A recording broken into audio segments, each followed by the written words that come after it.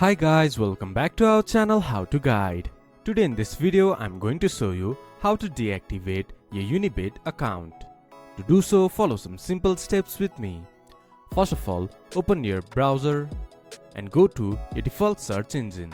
Then search UniBet. Then log into your UniBet account.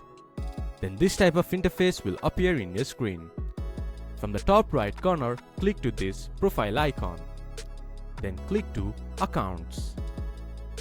Then this type of interface will appear in the screen.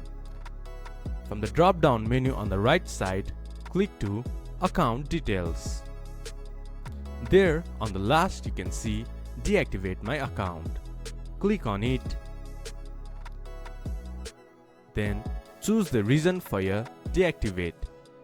Once you have chosen your reason for deactivating your account, click to confirm.